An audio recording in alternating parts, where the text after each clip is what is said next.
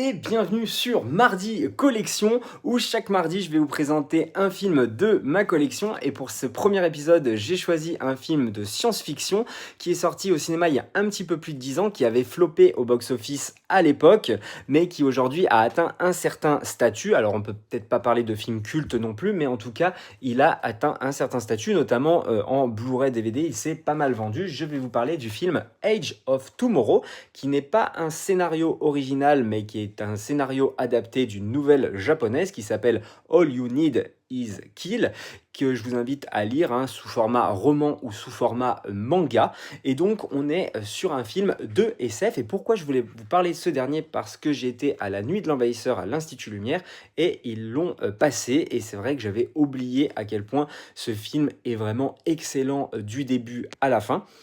C'est un film que j'avais découvert non pas au cinéma, et oui, je fais partie de la génération MCU, tout ça, et on ne laisse pas de place aux nouvelles franchises, nous, malheureusement, c'est notre plus gros défaut, et ce qui fait que les films bident, et pourtant, ce n'est pas forcément mérité. J'ai découvert justement chez un ami, Sébastien, d'ailleurs, je lui dédicace cette vidéo, qui me l'a fait découvrir, et j'avais été bluffé par ce film, et donc Sébastien a une chaîne YouTube, d'ailleurs, je vous invite fortement à aller la voir, ça s'appelle NR Sébastien, je la mets en description. Il parle de films tout comme moi, mais pas que, puisqu'il a écrit des livres aussi, donc il fait énormément de choses. Je vous invite fortement à aller voir sa chaîne YouTube.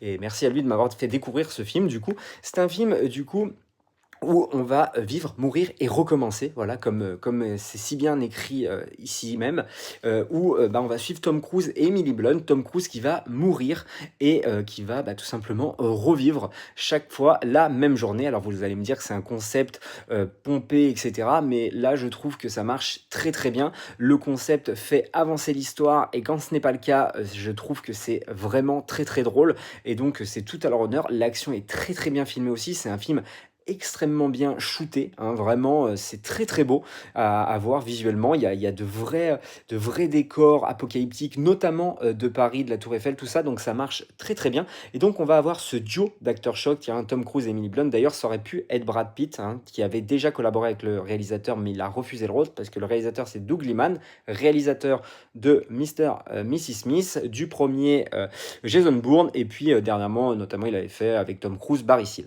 Et donc là, il met en duo ces deux acteurs et ça marche parfaitement, et on est vraiment captivé par ce qui se passe sous nos yeux. En plus, le film a une durée parfaite qu'on a du mal, je trouve, à faire aujourd'hui, c'est-à-dire moins de 2 heures, une durée de 1h50.